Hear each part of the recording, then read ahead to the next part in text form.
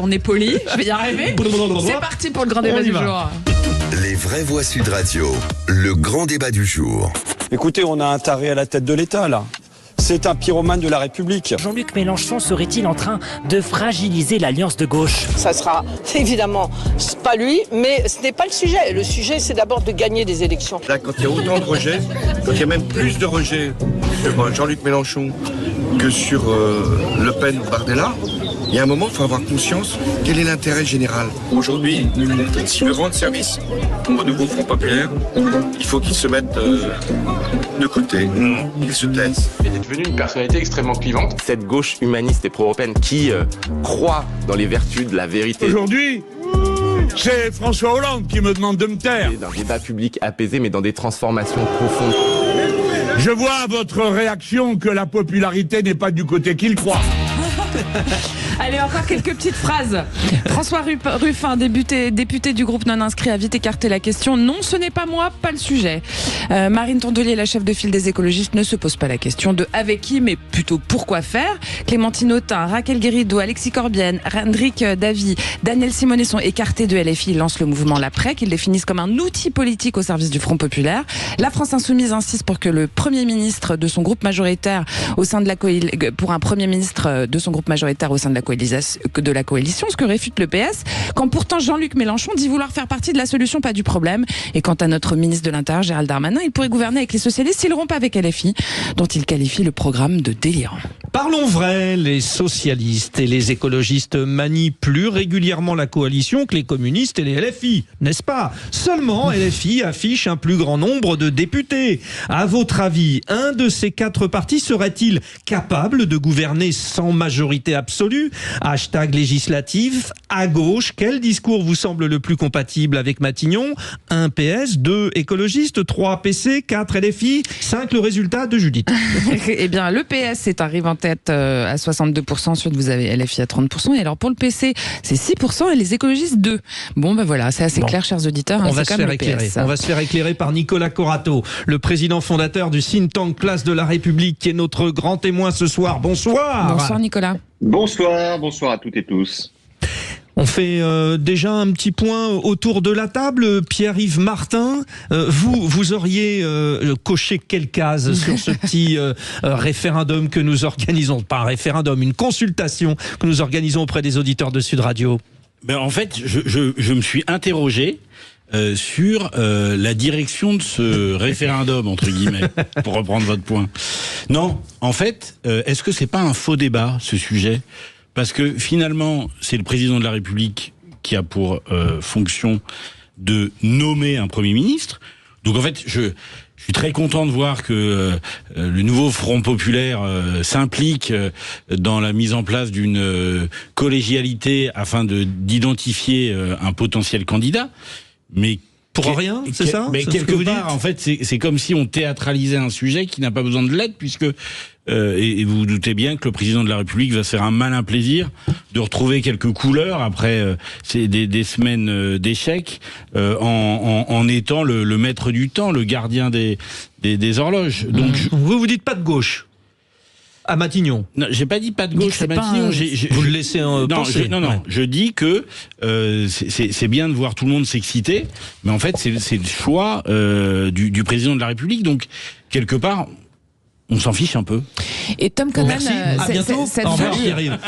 cette gauche qui veut peser sur le débat, il y a quand même, c'est compliqué avec la fragmentation qu'elle connaît sur cet impact justement de sa crédibilité en fait auprès du public. On en est quand même assez loin, non ? Alors pour moi, le résultat des urnes quand même appelle évidemment un Premier ministre de gauche, ça me semble absolument évident, et probablement un Premier ministre issu du nouveau Front Populaire, ça c'est certain, et probablement aussi de LFI, puisque c'est quand même la tendance qui a été dominante au sein du nouveau Front Populaire, quoi qu'on en dise. Mais après, ça ne veut pas dire forcément que c'est l'option la plus stratégique pour gouverner. Mais si on regarde la lettre du résultat des élections, théoriquement, on devrait avoir un Premier ministre de cette couleur politique-là, ce qui ne veut pas dire que l'orientation générale du gouvernement et du programme devrait forcément coïncider avec le programme du nouveau Front Populaire.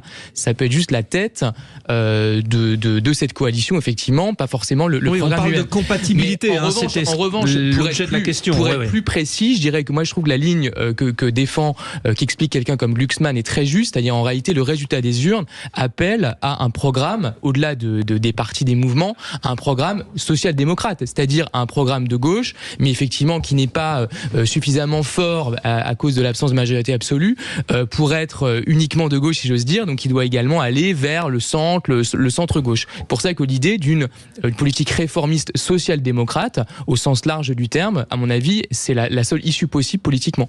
Corinne Tapiero, un PM LFiste... Premier ministre, donc. Oui, pardon, excusez-moi, c'est vrai, c'est un langage de journaliste.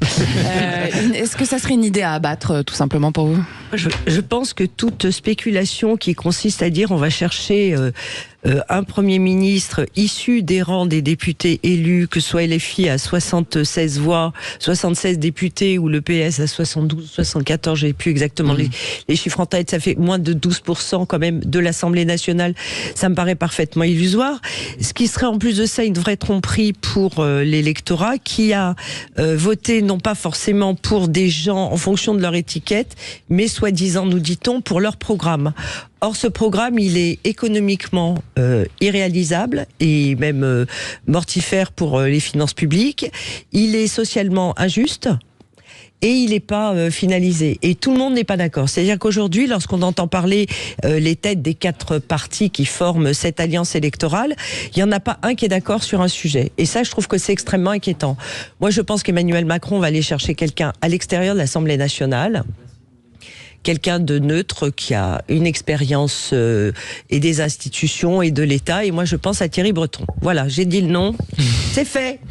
Bon, alors... Chaque vraie voix a 1. Démonté le sujet, 2. Donné son avis et 3. Appelle Nicolas Corato qui est donc notre expert. Et Nicolas, je ne trahis aucun secret en rappelant aux auditeurs de Sud Radio que vous êtes plutôt de sensibilité de gauche. Si vous auriez l'amabilité depuis votre poste de nous dire ce que vous pensez de la possibilité que ce soit un PS, soit un LFI, soit un écologiste ou soit un communiste, parce que c'est l'objet de la question, si vous pouvez déjà nous donner une petite tendance avertie et de l'intérieur.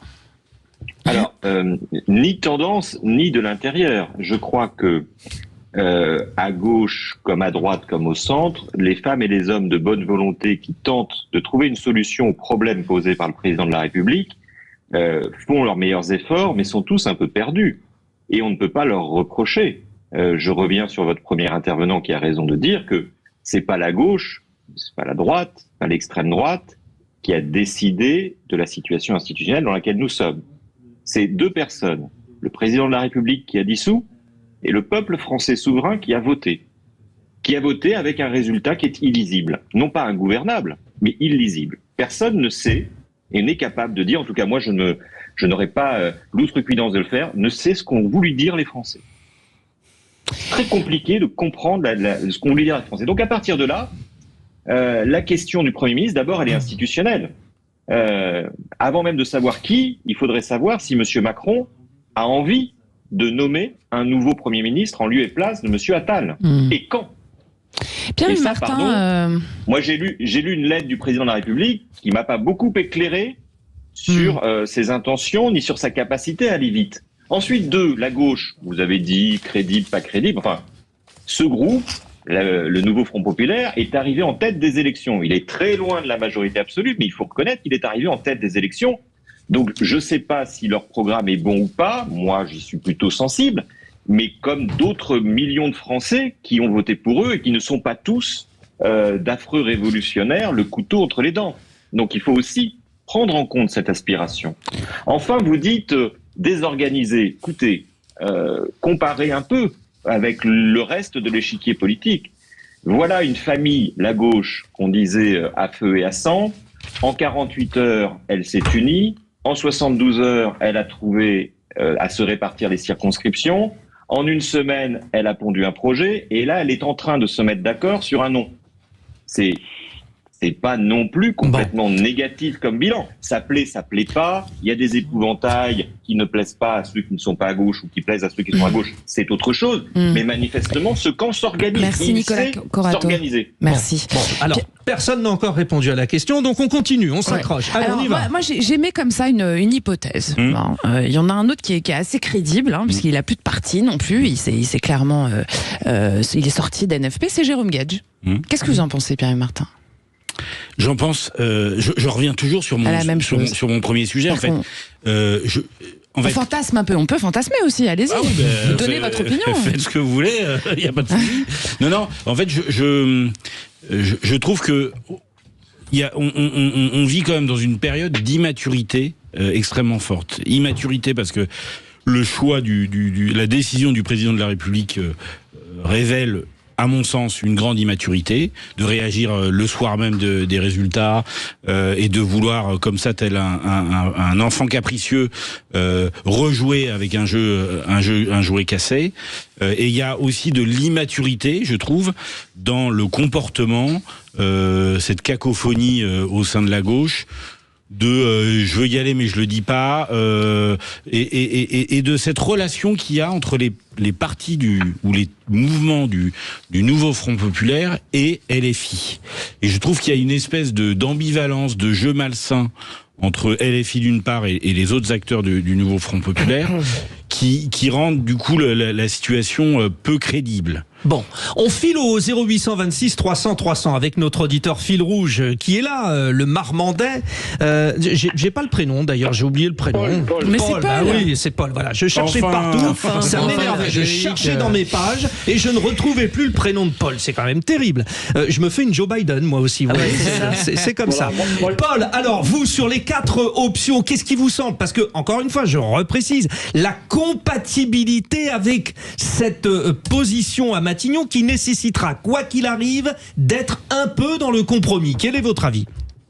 Moi, j'ai vu que Macron n'a jamais nommé des premiers ministres avec des caractères très forts.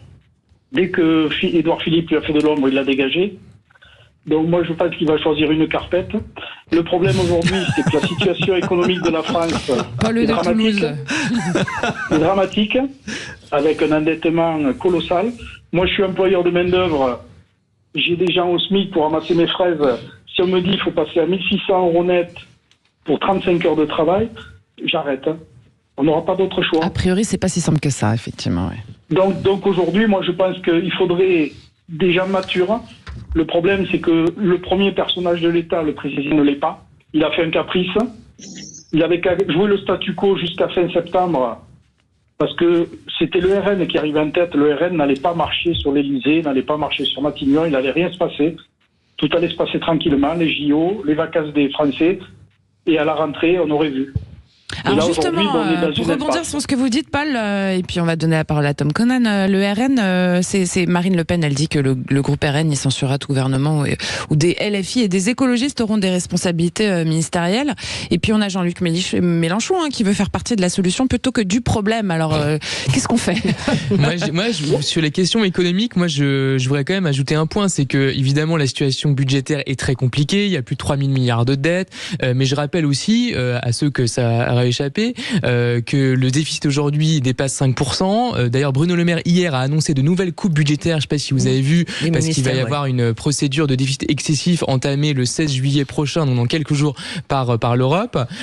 Donc en réalité, on ne peut pas non plus considérer que le gouvernement sortant a été responsable, mature, pertinent, tout ce que vous voulez sur les questions économiques. Donc c'est un peu difficile tout de même de faire ce reproche au nouveau Front Populaire ou d'ailleurs à n'importe quelle autre tendance en voyant ce qu'a fait quand même Bruno Le Maire ces 7 dernières années. Il est quand même pas arrivé la semaine dernière.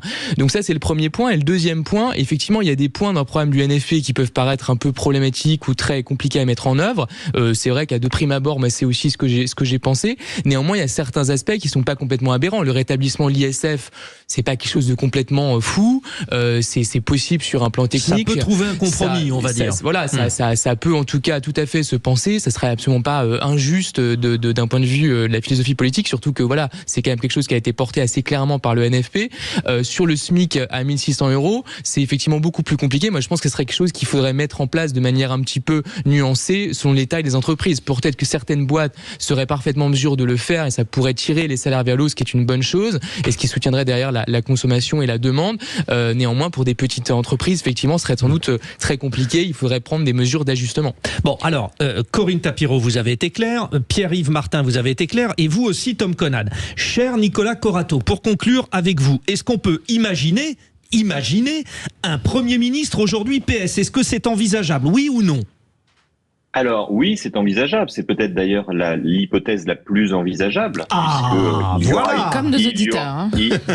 Il y aura, le PS retrouve un rôle un peu central et on voit bien que il y a des œillades à la droite du PS vers les anciens camarades partis s'égarer dans la Macronie. Donc on voit bien que un petit monde est en train de se reconstituer. Je suis d'accord, vous avez cité Jérôme Gage, c'est effectivement une personnalité intéressante qui a pris un pied dedans mais aussi un pied dehors, qui porte des sujets sur le vieillissement, qui sont des sujets transversaux et consensuels. On parle de la loi Bien vieillir qui pourrait être votée par cette Assemblée nationale sans trop de difficultés apparemment. Donc oui, ça fait partie peut-être des hypothèses. Mais j'ajoute une chose, et je rejoins sur ce que disait un de vos interlocuteurs. C'est compliqué d'avoir un Premier ministre député de cette Assemblée nationale. Pourquoi? Parce que cette Assemblée nationale, elle est attrape-tout, elle est centripète, mais surtout parce que lorsque vous avez un Premier ministre ou un ministre député qui quitte son poste pour aller au gouvernement, vous ne pouvez pas le remplacer pendant un mois. Et vous voyez que quand on va compter les quand ça se joue à une voix, oui. Ça va jouer souvent plus que ça. C'est très intéressant de créer un gouvernement de gauche avec que des députés qui vont au gouvernement, mais si les députés vont au gouvernement pendant un mois, eh ben vous avez autant de moins de députés pour voter vos lois, voire même pour résister à une motion de censure. Donc il y a aussi un jeu institutionnel un peu vicieux qui va se mettre en place et qui entraîne chacune et chacun à penser à des solutions externes à ceux qui sont à l'Assemblée nationale. Et là, vous rejoignez parce qu'il faut conclure. Vous remarquerez que Jean-Luc Mélenchon n'est pas député. Et donc, il ne faut pas l'enterrer tout de suite. D'accord. Bon, alors pour le compromis, effectivement, ça sera un peu difficile. Bon, c'était très intéressant. Vous avez tous été très tranchants, mais finalement, on voit bien que c'est très difficile. Et bilan de l'opération, on est toujours au même endroit. C'est pas faux. Un peu comme le gouvernement d'ailleurs. Et on y est. On n'y bouge pas. On bouge surtout pas. Ne changeons pas une équipe qui gagne.